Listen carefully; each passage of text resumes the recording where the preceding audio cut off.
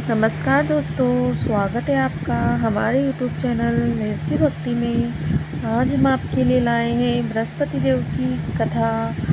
किसी गांव में एक साहूकार रहता था जिसके घर में किसी चीज़ की कोई कमी नहीं थी, परंतु उसकी स्त्री बहुत ही कृपाण थी। किसी भी भिक्षार्थी को कुछ नहीं देती, सारा दिन भर घर के काम काज में लगी रहती। एक समय एक साधु महात्मा बृहस्पतिवार के दिन उसके द्वार पर आए और भिक्षा की याचना की। स्त्री उस समय घर के आंगन को लीप रही थी। इस कारण साधु महाराज से कहने लगी, हे महाराज, इस समय तो मैं घर लीप रही हूँ, आपको कुछ नहीं दे सकती, फिर किसी अवकाश के समय आना। साधु महात्मा खाली हाथ चले गए। कुछ दिनों के बाद वही साधु महात्मा आए और उसी तरह भिक्षा मांगी। साहूकारनी उस समय लड़के को खाना खिला रही थी और कहने लगी, महाराज मैं क्या करूं, अवकाश नहीं है, इसलिए आपको भिक्षा नहीं दे सकती। तीसरी बार महात्मा आए तो उसने कहा, टालना चाहा, परंतु महात्मा जी कहने लगे, यदि तुमको बिल्कुल ही अवकाश हो जाए तो क्या तुम मुझको दोगी?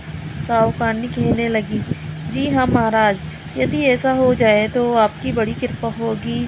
साधु महाराज कहने लगे, अच्छा मैं एक उपाय बताता हूँ। तुम बृहस्पतिवार के दिन सूर्योदय के बाद उठो और सारे काम घर में झाड़ू लगाकर पूरा कचरा एक कोने में जमा करके रख दो। घर में चौका मत लगाओ।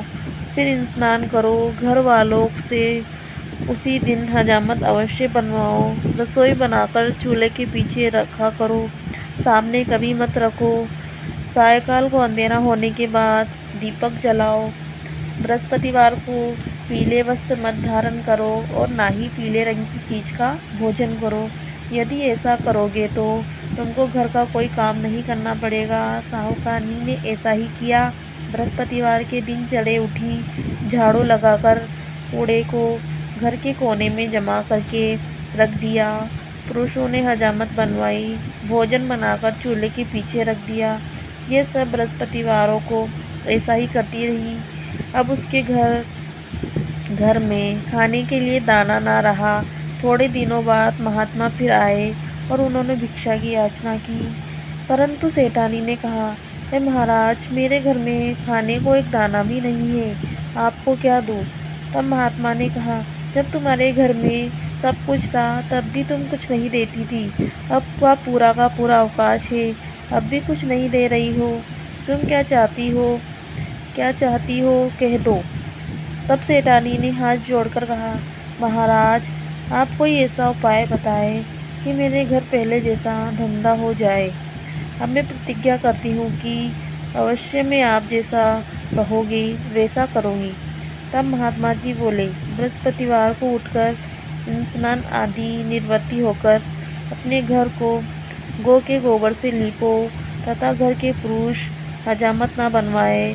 दुखों को अन्न जल देती रहो। ठीक सायकाल दीपक जलाओ। यदि ऐसा करोगी तो तुम्हारी सारी मनोकामनाएं भगवान बृहस्पति देव जी की कृपा से पूर्ण होगी। सेठानी ने ऐसा ही किया।